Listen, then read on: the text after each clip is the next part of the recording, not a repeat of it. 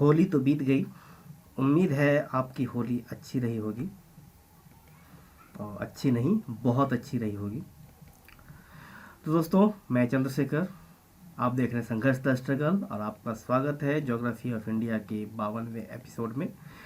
इस 52वें एपिसोड में हम बात करेंगे वनों के वर्गीकरण की। वनों का वर्गीकरण किस किस आधार पर?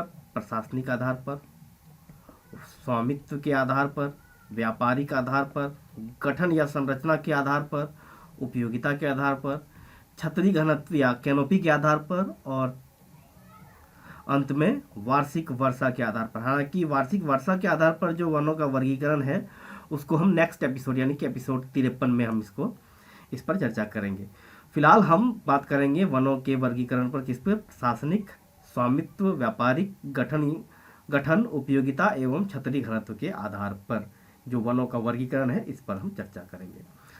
तो सबसे पहले हम आते हैं प्रशासन के आधार पर, यानी प्रशासनिक आधार पर, प्रशासन के द्वारा जो अपना किया गया वन का वर्गीकरण। इसमें सबसे पहला है आरक्षित वन। ये जो आरक्षित वन होते हैं, ये वन सीधे या कहें प्रत्यक्ष रूप से सरकार के अधीन होते हैं। ये वन जो है सीधे सरकार के स्वामित्व में होते हैं।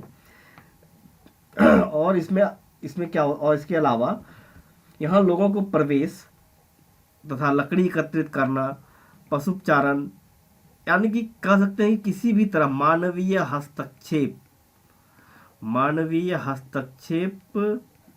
नहीं होता है, या किसी भी तरह का मानवीय हस्तक्षेप स्वीकार्य नहीं है आरक्षित वन में। ये जो है, ये हमारे जो कुल वन है भारत में, उसका लगभग ये 53% है। 53% हिस्से को हम वन का आरक्षित वन में के रूप में इसको वर्गीकृत किया गया है। इसमें इसकी क्या विशेषता है? इसकी विशेषता यह है कि यहाँ पर पशुचारण, फल या वह अन्य वन उत्पाद, पत्ते, लकड़ियाँ आदि एकत्रित करने के लिए इंसान इसके अंदर नहीं जा सकते। यानी कि स्थानीय लोगों को का यहाँ प्रवेश करना वर्जित है। हालांकि वन अधिकारी वगैरह इस पर जाते हैं क्योंकि इसकी देखभाल करनी होती है। इसका आरक्षित वन जो होते हैं, ये कुछ खास जीव जंतुओं या पेड़ पौधों के संरक्षण के लिए इसको आरक्षित किया जाता है। जैसे आगे पढ़ेंगे हम लोग, टाइगर रिजर्व होता है, बायोस्फीयर रिजर्व होता है, बायोडाइवर्सिटी रिजर्व होता है, अलग अलग तरह के होते हैं इसके। दूसरा है संरक्षित वन। संरक्षित वन है, ये वन सरकार की देखरेख में रहते हैं, परंतु स्थानीय लोगों को ईंधन के लिए लकड़ी एकत्रित करना हो, मवेशियों को चराना हो, और वन का जो कि छोटे मोटे उत्पाद हो जिससे कि वन को कोई नुकसान नहीं पहुंचता हो, ऐसे उत्पादों को एकत्रित करने की स्वतंत्रता होती है। ये जो है ये 29% है। ये 29% ऐसे वन जहाँ पर जिसको कि आरक्षित नहीं किया गया किसी खास मकसद के लिए, यहाँ पर ये लोगों के लिए लगभग खुले हैं। यहाँ पर क्या क्या कर सकते हैं? आप लकड़ी एकत्रित कर सकते हैं, पत्ते एकत्रित कर सकते हैं, जैसे कि आप लोग जानते हैं तेंदू पत्ता, साल का पत्ता, ये सब वनों से ही आता है। खैर, ये भी वन से ही आता है। खैर जिससे कि कत्था बनता है, ये भी वन से ही आता है। इनसे और कुछ छोटी और लकड़ियाँ वगैरह भी यहीं से प्राप्त किए जाते हैं। उसके बाद आता है तीसरा है हमारा अवर्गीकृत वन।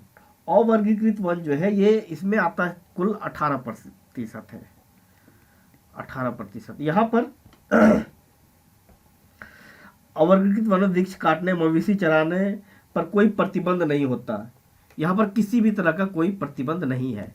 यहाँ प्रतिबंध, रिस्ट्रिक्शन नहीं होता, किसी भी प्रकार का कोई प्रतिबंध नहीं है। यहाँ किसी भी प्रकार का कोई प्रतिबंध यहाँ नहीं होता। अब चाहे लकड़ी काटिए वन, हालांकि इसकी संख्या इसकी का क्षेत्रफल बहुत कम है, 18% है। जो कुल वन है, वन का जो क्षेत्रफल है भारत में, उसका 18%। तो चलिए अब हम नेक्स्ट आगे देखते हैं। इसमें भारतीय संविधान द्वारा वर्गीकृत वन, ये फिर यानी कि ये एक कह सकते हैं इसको स्वामित्व के आधार पर, भारतीय संविधान में जो स्वामित्व के आधार पर जो वनों का वर्गीकरण किया गया, ये 3 भागों में विभक्त है। पहला है राज्य वन, दूसरा वाणिज्यिक वन और निजी वन। ये जो राज्य वन है, ये सरकार, केंद्र या राज्य सरकार के पूर्ण नियंत्रण में होते हैं, तथा इसमें देश के सभी महत्वपूर्ण वन प्रदेश आते हैं। लगभग 94% ये हिस्सा जो है, लगभग 94% है।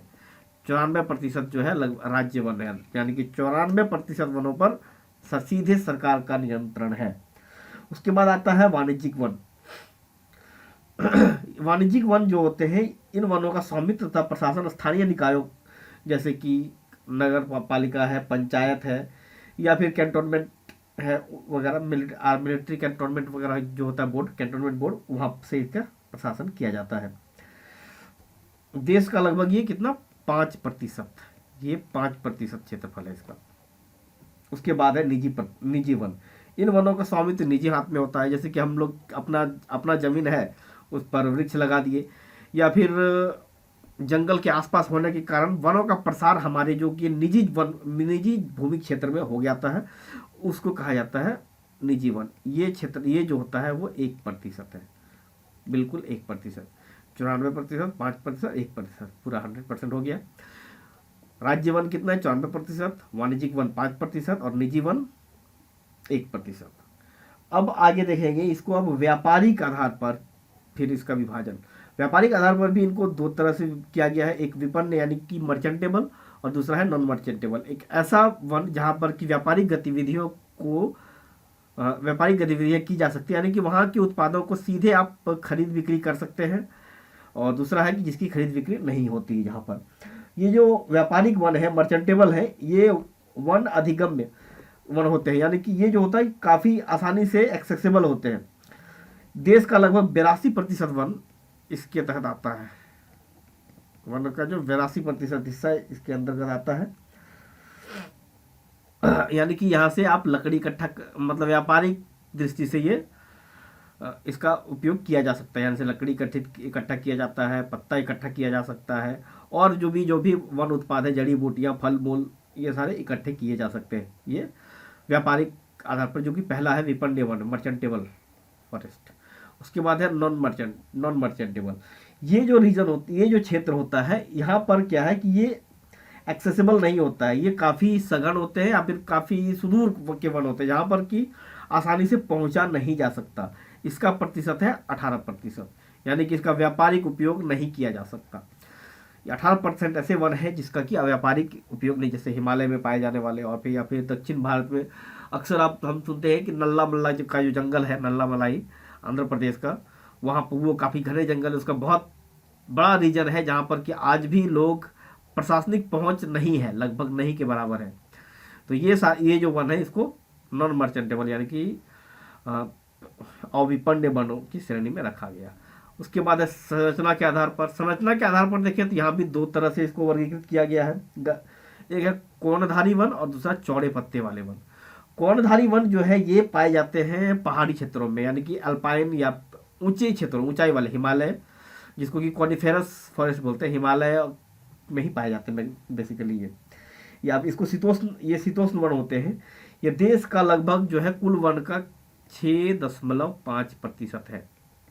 ये 6.5% कॉनिफेरस फॉरेस्ट होता है, जो जैसे कि इसमें चीड़ हो गया, पाइन हो गया, देवदार हो गया, जो जिसकी आकृति, जिन पेड़ों की आकृति कुछ ऐसी या इससे मिलती जुलती होती है, इस प्रकार के वन कॉनिकल होता है इसका। इसकी पत्तियां काफ़ी छोटी छोटी होती है और ये एक कोणीय आकृति में दिखती है, जैसे चीड़, देवदार, पाइन, बर्च वगैरह आते हैं इसमें। फिर है चौड़े पत्ते वाले वन। चौड़े पत्ते वाले वन ये वन है जो कि तराई क्षेत्रों में या फिर विषुवतीय या टेम्परेट और या सब टेम्परेट, जो कि शीतोष्ण या फिर उष्ण कटिबंधों में पाए थे। ये वन उष्ण कटिबंधीय या शीतोष्ण मानसून वन होते हैं। ये कौन होते हैं? शीतोष्ण कटिबंधीय या फिर मानसून वन। देश में लगभग 94% इसी प्रकार के वन पाए जाते हैं। ये वन मैदानी प्रदेशों, पठार तथा पर्वतीय प्रदेशों में पाए जाते हैं। ये मैदानों में, पठारों में और पर्वत में भी पाए जाते हैं। तो ये पर्वतीय क्षेत्रों में भी पाए जाते हैं ये वन। ये है चौड़े पत्ते वाले। चौड़े पत्ते वाले वन हम कौन से आएंगे? जैसे सागवान हो गया, सखुआ हो गया, पलास हो गया, तेंदू वगैरह, सब इसी में आएंगे चौड़े पत्ते वाले में। अब नेक्स्ट देखते हैं हम लोग उपयोगिता के आधार पर। उपयोगिता के आधार पर भी इसको 3 प्रकार से वर्गीकृत किया गया। पहला उपयोगी वन, दूसरा संभाव्य उपयोगी, तीसरा इसको अन्य वन में रखा जाता है। तो ये जो उपयोगी वन है इसमें देश का लगभग 58% आता है। यानी कि ये वो वन है जो कि उपयोगी है, हर तरह से उपयोगी है। यानी कि इसको उपयोग किया जा सकता है, इसकी लकड़ियाँ कीमती होती है, यहाँ से पाने वाले जो प्राप्त होने वाले जो गौण उत्पाद है, जड़ी बूटियाँ हैं, या फिर या अन्य जो भी रिसोर्स है, या फिर यहाँ पर जो ये जो क्षेत्र है वो वन्य जीवों का आश्रय है, इसके कारण इसको उपयोगी वन की श्रेणी में रखा जाता है। दूसरा है संभाव्य उपयोगी, एक ऐसा वन ऐसा क्षेत्र जिसको उपयोग किया जा सकता है लेकिन ये उपयोग नहीं हो पा रहा है अभी। इसका अंतर्गत आता है हमारा 22% क्षेत्र। ये है इसका उपयोग भविष्य में किया जाएगा या फिर किया जा सकता है, अभी इसको नहीं किया जाता। ये वन जो होते हैं ये भी आरक्षित है, इसका कोई उपयोग नहीं हो रहा है, ये आरक्षित वनों की श्रेणी में आता है। अब अन्य है इसका कहाँ, ये आएंगे आरक्षित रिजर्व। अब आएगा फिर हम देखते हैं हम लोग अन्य वन जो होता है, एक दूसरा वर्ग भी है इसमें अन्य वन। इस वर्ग में देश का कुल 20% वन प्रदेश है। इन वनों का उपयोग पर कोई प्रतिबंध नहीं होता, यहाँ पर जो है वनों के उपयोग पर कोई प्रतिबंध नहीं है। हालांकि फिर भी वन विभाग की अनुमति आवश्यक होती है, आप ऐसे ही जाके पेड़ नहीं काट सकते कहीं भी, आप अपने घर का भी पेड़ काटे तो उस पर आपत्ति की जा सकती है। तो ये था अन्य वन। उसके बाद हम देखते हैं अब कैनोपी के आधार पर, छतरी घनत्व के आधार पर। इसमें आता है बहुत घने वन, मध्यम घने, खुले वन, झाड़ी और गैर वन।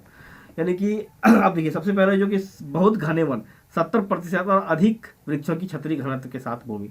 यानी कि ऐसा क्षेत्र, मतलब ये जो क्षेत्र है इस पर वृक्ष की जो छाया है वो लगभग 70% हिस्से पर पड़ती है। आप देख सकते हैं कि यानी कि ये जो कैनोपी होता है, वितान इस हिंदी में बोलते हैं इसको, के साथ इसके अब देख सकते हैं ये बीच में यहाँ पर सूर्य की रोशनी पड़ेगी, यहाँ पड़ेगी। कुल मिला के जहाँ पर ये जो 70%, जिस क्षेत्र का मिनिमम 70% हिस्से पर सूरज की रोशनी सीधी नहीं पड़ती, ऐसे वन उसको कहा जाता है बहुत घने वन, कैनोपी यानी कि छतरी घनत्व के आधार पर, यहाँ पर 70% से अधिक वृक्षों की छतरी घनत्व पाया जाता है। फिर अब मध्यम घनत्व, सेम स्थिति यहाँ पर 40 से 70%, 40 से अधिक और 70% से कम जो छतरी घनत्व है मध्यम घने वन होते हैं। उसके बाद है खुले वन। खुले वनों में 10% से 40%, यानी 10% से अधिक छतरी घनत्व और 40% से कम छतरी घनत्व के साथ जो भूमि है उसको कहा जाता है खुले वन। झाड़ी, जो झाड़ी वाला वन है, जैसे आपको पता है कि झाड़ियों में छाया नहीं होती, खजूर का पेड़ है, बबूल का है, इसमें छाया बहुत कम होती है। इसमें जो कैनोपी डेंसिटी जो होता है छतरी घनत्व तो वो 10% से भी कम होता है, जिसलिए इसको यह एक प्रकार का घन कम 10 कम घनत्व के साथ अवनत मतलब डिग्रेडेड ये फॉरेस्ट लैंड होता है, या डिग्रेडेड फॉरेस्ट लैंड, यानी कि अवनति जंगली भूमि, हिंदी में इसको अवनत या अवनति जंगली भूमि कहते हैं। फिर है गैर वन, उपरोक्त में से किसी भी वर्ग में जो शामिल नहीं है जमीन, ऐसा भूमि जो कि इनमें से शामिल नहीं है उसको गैर वन कहा जाता है। यानी कि बाकी जो इसमें कृषि और अन्य बंजर भूमि वगैरह है इसके अंतर्गत आएंगे गैर वन। तो दोस्तों ये था आज का हमारा वनों का वर्गीकरण का एक छोटा सा एपिसोड।